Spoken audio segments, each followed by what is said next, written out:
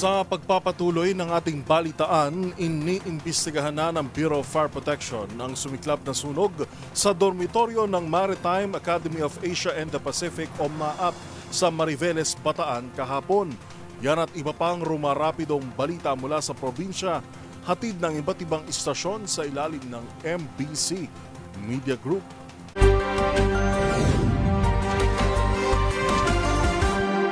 Sumiklab ang malaking apoy sa bahagi ng dormitoryo ng MAAP Maritime Academy of Asia and the Pacific sa Mariveles, Bataan kahapon.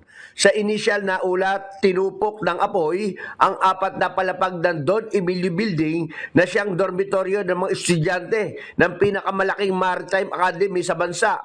Dumalo sa nasabing sunog ang Bureau of Fire Protection mula sa bayan ng Mariveles at mga karatig ding bayan dito. Wala namang iniulat na nasaktan sa nasabing sunog.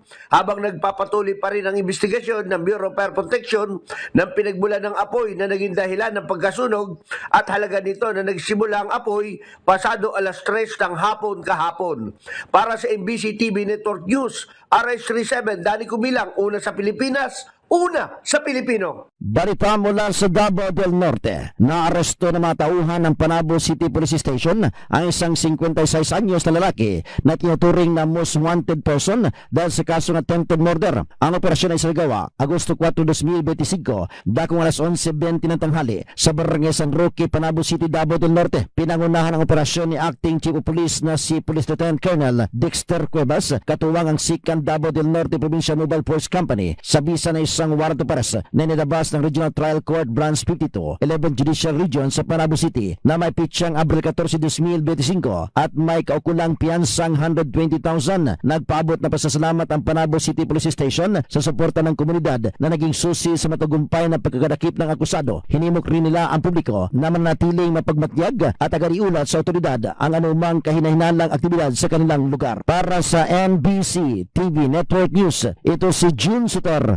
una sa Pilipinas, una sa Pilipino. Timbog ang top 3 most wanted person sa mga trim Pangasinan matapos masukol ito sa kanyang pinagtataguan kahapon alas 4:15 ng hapon sa Barangay Burgos. Sa ulat ng mga tarim Chief of Police Major Arturo Melchor Jr. na nakarating sa tanggapan ni OIC Provincial Director Colonel Arbil Mercolio, ang suspect ay isang 30 anyos na magsasakang binata na residente ng Barangay CBN ng nabanggit na bayan top 3 municipal level na naharap sa kaso ng act of lasciviousness in relation to Section 5 ng Republic Act 7610. Base sa warrant of arrest na nilabas ng Lingayen RTC Branch 54 na pinagkaluuban ng piyansang 200,000 pesos para sa kanyang pansamantalang kalayaan. Sa ngayon, ang suspek ay nananatili sa kustudiya ng mga Tarin Police Station dahil sa kabiguan pang makapaglagak ng nasabing piyansa. Para sa MBC TV Network News, ito si Freddy Pahardo ng DCRH, una sa Pilipinas, una sa Pilipino.